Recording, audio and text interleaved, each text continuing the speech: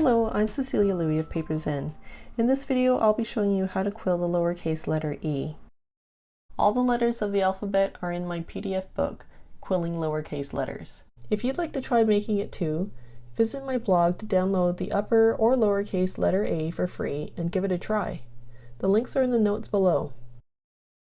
The paper I'm using is Canson Mouton paper, and you can find out more about it in the show notes below. I'll be gluing the outline to a card that is 4 1/4 by 5 1/2 inches. And I like this size because it's cut from a sheet of 8 1/2 by 11 in half and then folded in half. So this way there's no wastage. Now that my card is ready and I've printed out my pattern, I'm going to go to a sunny window and put this pattern against the window. Then you would just take your card and match it up against the template. And using some removable tape, let's just hold it in place. Then you would just come back to your desk, then use something like a dried up pen and trace with a ruler the straight areas, then freehand all the curved areas. And you're going to press quite hard, and then that way it'll transfer the template onto your cardstock, and when you take away the template, you'll be ready to quill on that. And if you're off a little bit, it's not a big deal because it's not going to be so noticeable. This size of card also slides into my pillow box envelope for protection. You can watch my other video about that envelope and download the free pattern from my blog. Just look in the links below. I have my 2 strips already measured and scored, and I'm going to tackle the inside shape first. This is the straight side of the strip here, and I'm just going to use a crochet hook because I prefer this larger diameter to do the softening of this curve. And because it's such a tight curve, I'm actually going to rub the curve in by rolling the paper against my finger and place it on here.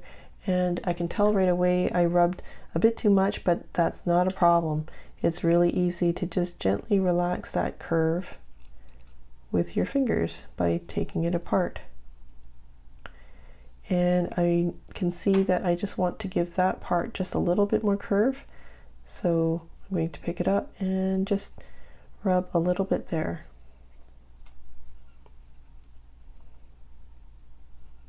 And that's pretty much there.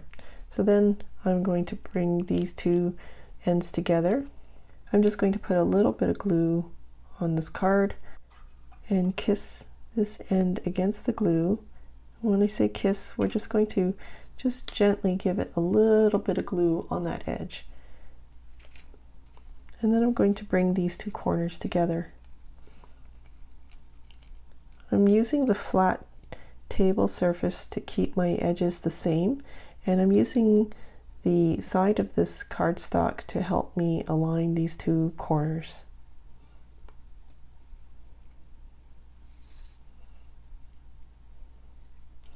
And sometimes, you know, I'll pick it up and just make sure, did those corners, you know, meet all across? If not, you know, I'll just burnish it with my tool. And I'm just going to place it on my template again, just to make sure if anything changed, you know, I can nudge things back in place, keeping in mind where that newly glued join is. I think that's pretty much there. Now we can work on the outer part of the E, and this is the first segment right here. The second one is here, so I know to make a fold right there. And when I fold, I'm going to use these 2 fingers to just gently align these edges so that this is a 90-degree fold. We don't want to fold like this because it's going to make gluing it to our surface a lot harder. So I'm just going to align it with my fingers and then fold a 90-degree. So the next corner here, we're going to fold the other way. And again, aligning with your fingers before you fold. And then we're going to turn this way, aligning with your fingers, and fold.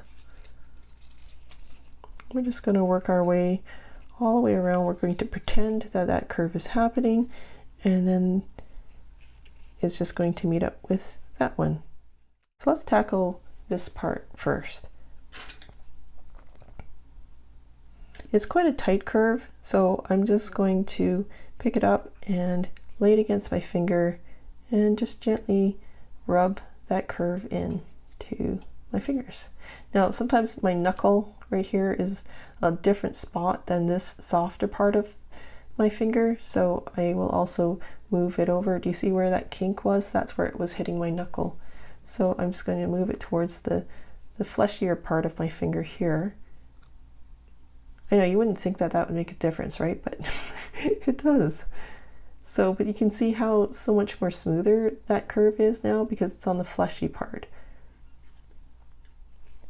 And so you can see how I curved it too much. Again, not a problem. I'm just going to gently relax the paper.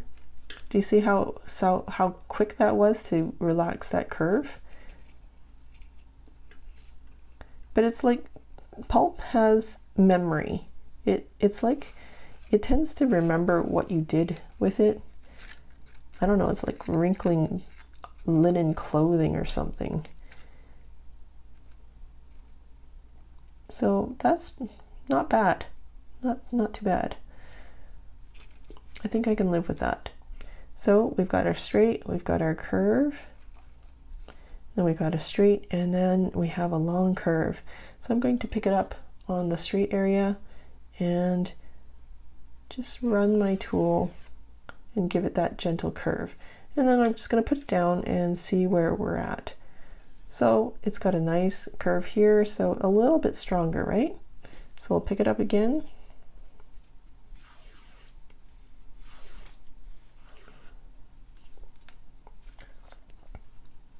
And with every successive softening there, you can see it kind of followed the curve some more. Now, do you see this curve here is wider than this curve and here. So when I'm looking at this, I'm seeing I need to give it a little bit more strength right here and right there.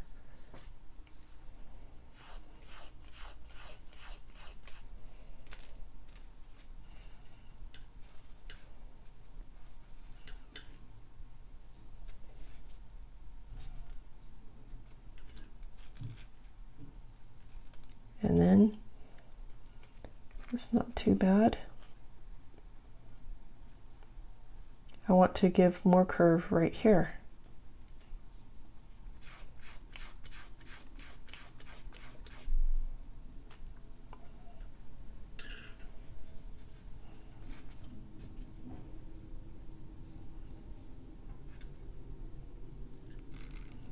And so it's starting to behave a little bit more. But I want to give a little bit more right there now.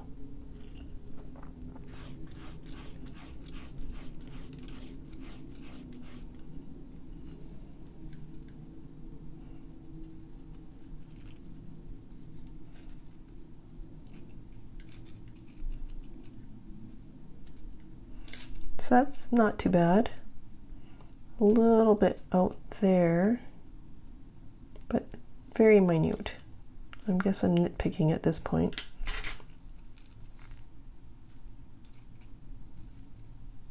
Because that's not too bad. Okay, I think we're ready to glue. Whenever there's an inside shape, I always glue that part first because it's a lot harder to get to glue that piece in when this is already down. So I always tend to work from the inside out. And I'm going to use Aline's Original Tacky Glue here. I'm just going to put down a bead of glue on this thin card, and I'm just going to smear the glue flat. And because it's such a small shape, I'm going to glue it all at one time.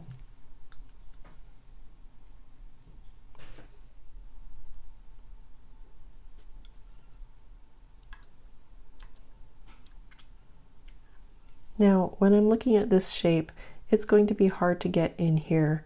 So I'm definitely going to tackle that part first. And I'm just going to lay down the straight edge first.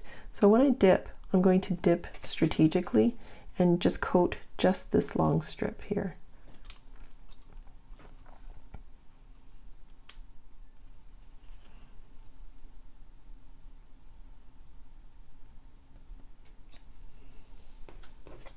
Now, while the glue is wet, I'm just going to put this card down and help use it to align anything on that strip.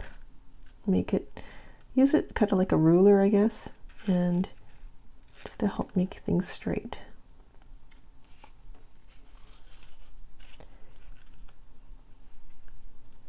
Now, because this curve is pretty much determined, it's such a small curve, and I can tell that it's pretty close to where I want it to go. What I'm going to do is put down the glue here and here at the same time. So I'm just going to, because this is a corner, I'm just going to bend this guy out of the way for now.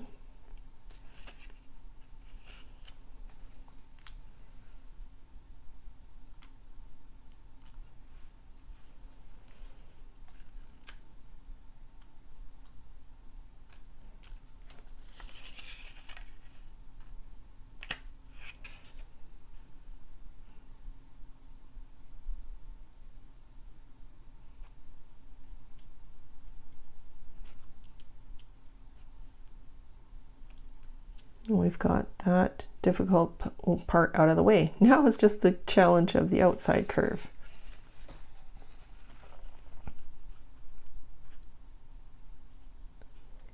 And I'm just going to check how does that look. It looks pretty good. This is the time, if you want to change anything to this curve, you know, this is the time that you do it before you start gluing it down with anything. And I'm going to take the removable tape that I used for this card and just kind of use this stronger piece of card and basically tape it in place. What I want to do, if you can imagine, see how this piece here is right where that edge is, and what it's going to do is prevent this guy from going too far, going, you know, this way. It's kind of like a visual cue for me to help align those two corner pieces. So because this is such a long curve and I want to make sure that this part meets up here, I'm just going to work on this curve from this side and then work my way that way. This is already predetermined. This is the if factor, so I could accidentally go too far this way, go too far that way by the time I come around. If there's any fudging to be done, then at least the fudging can happen here and it's less noticeable there. So because I've been talking so long, this might have developed some skin. I'm going to lay down some new glue. And I'm going to smear it towards the edge of the card. So I'm just going to take that end piece, dip it in some glue, and just look how easy it was. So stress-free, right? Having that piece here helping me guide it, so much easier. And then I'm just going to take my quilling tool and pick up some glue. And do you see how the glue, there's no glue on this side, there's only glue on this side. I'm going to use this clean side to push this piece of quilling strip out of the way and smear the glue along the edge. I can take this guy out of the way now. And always have some Kleenex on hand to wipe off any excess. And just bring these two corners together.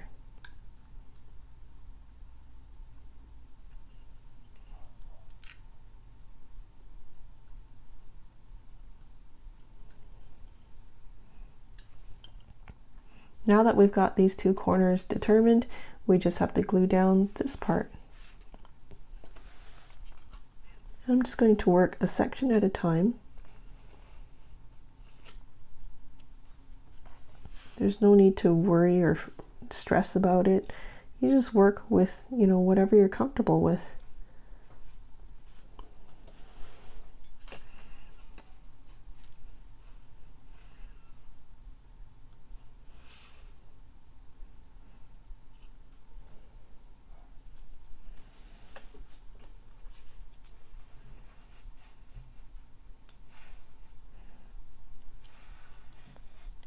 And I'm just going to do all of this. Now, do you see, because I want to glue all of it at the same time, I'm actually keeping this part of the strip up in the air.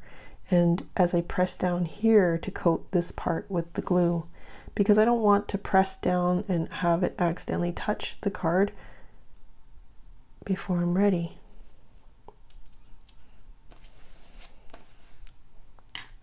And there's the quilled letter E. As for how to fill in the letters, please watch my previous videos for a variety of ideas. Don't forget to visit my blog to download your free template to give it a try. I want to keep improving my tutorials, so would you let me know what tip was new for you in the comments below, or what technique you enjoyed learning about most? If you enjoyed this video, I hope you'll give it 2 thumbs up. Thanks and see you next time!